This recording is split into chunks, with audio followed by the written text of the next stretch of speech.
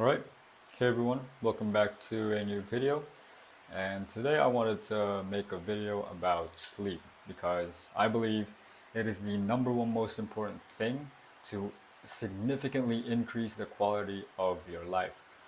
Whether or not you are a student, working 9 to 5, an entrepreneur, an athlete, whatever you might be under the sun, this video is going to apply to you.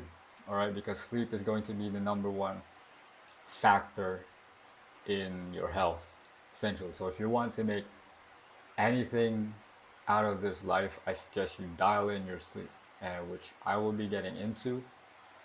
So to start getting 7 to 9 hours of sleep.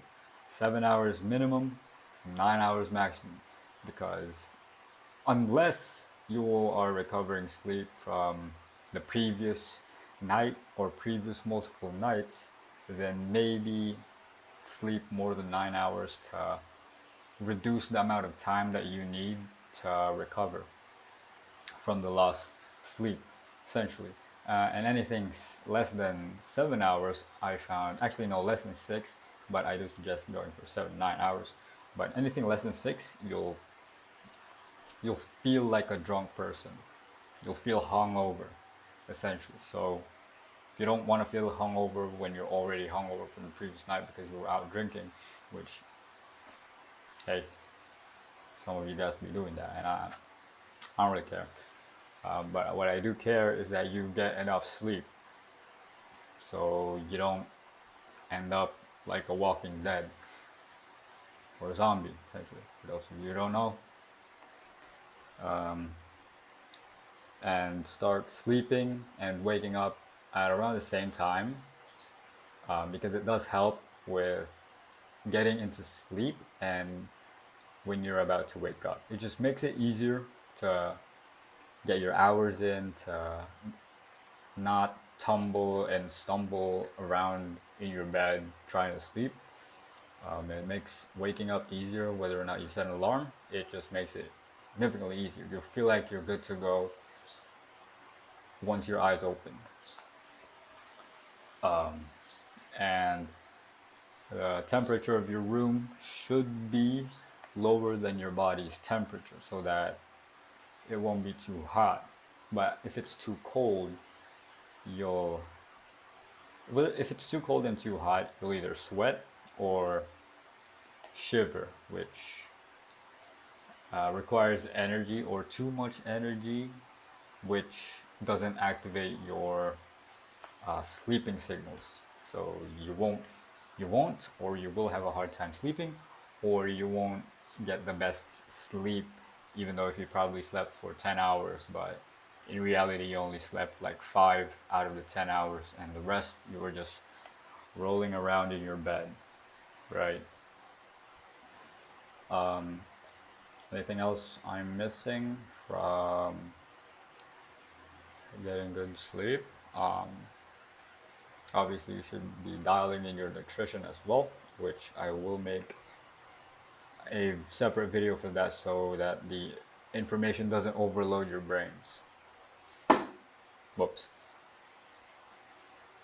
Is there anything else? Well, before I can think of anything else, I'll share you guys what inspired this video. Because a few days ago, actually no, a week ago, we went to the beach. Me and my girlfriend went to the beach, and essentially I was so overloaded with energy, and I had caffeine that night. Right, we were swimming in the beach for about an hour at 3 p.m.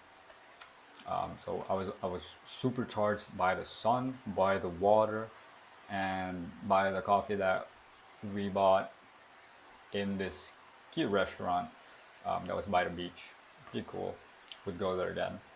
And essentially that night I could not sleep because I was just so energized. I felt like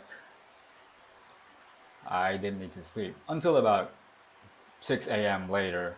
I started to finally get to sleep. But an hour before that, I've been tumbling, tossing around the bed, trying to get a glimpse of sleep. Actually, I was, but then after a bit, I jolt back and my eyes just opened. So I just opened Minecraft and continued a bit of projects that I do on Minecraft. Actually, I went on my survival world and got some achievements, made a house, um, got quite a bit of dogs in my base now. True gamer, OG, Onk. So, and then, and then in that day, when I finally got to sleep, I woke up at around 11 a.m. because now it was too hot to get any more sleep. So I couldn't sleep for that day. So that day was just me trying to recover and replenish myself because obviously I was taxed from swimming the other day. Also, a lot of curricular activities and stuff. And so essentially, that day was essentially a physical day off. I still did my mobility and stuff, obviously within my limits. I didn't need to push myself, essentially. And so after that day, I finally got over 8 hours of sleep, and I still felt a little woozy. It's like I gotten about six hours of sleep. I was a little bit not not 100%. I can tell you that much. Maybe 80% physically capable. Not as sharp, a little bit sluggish. My brain was definitely clear, but my body was not. So yeah, and then at that day is when we traveled. Is when we started traveling. So as we traveled, this was around midday to 11 p.m. is when we got there, and I wanted to get some sleep, but I just couldn't get some sleep because of the circumstances. I don't really want to share any personal stuff, at least not yet, but that's going to be the rough thing. So I didn't get any sleep that day. So again, I was sluggish, tired, but still neurologically pretty sharp. I could still think clearly, could still speak in this way. But again, not body was super fatigued. Obviously, when you're driving on the road, the bumps and stuff kind of it gives your body to it makes your body to micro adjust and try to stabilize itself from the road. So even if you seatbelt up, buckle up, you'll still be fatigued, even just from sitting down. But again, long hours of anything will get you fatigued. That's how we balance things out. So yeah, and then when we got home, I finally got to get 15 hours of straight sleep. I slept from 5 p.m. to how much is plus 15 hours? And then I woke up at 8 a.m. That's when I said, okay, that's enough sleep. But when I woke up that day, I had a runny nose and still felt a little bit sluggish in my physical performance. Still not fully recovered. Not until one more night later, about 8 to 9 hours of sleep, and I essentially 90% recovered, still not at my current levels, so or my baseline.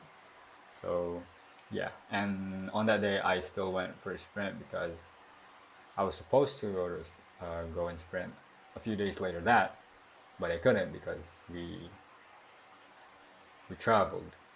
So and yeah, that was probably one of the harder sprint sessions I've had, or yeah. So when your body is essentially not well rested or well replenished, it you won't be able to give 100% on physical tasks, essentially. So yeah, definitely That's why I am making this video, so that way these sort of events may happen, but it is the compounding progress that you make most of the time is what matters. So that way, when this does happen, because it will, that's just how life is. So we want to minimize the negative effects of sleep loss and maximize it so that we can get the 100% quality of life that we so deserve.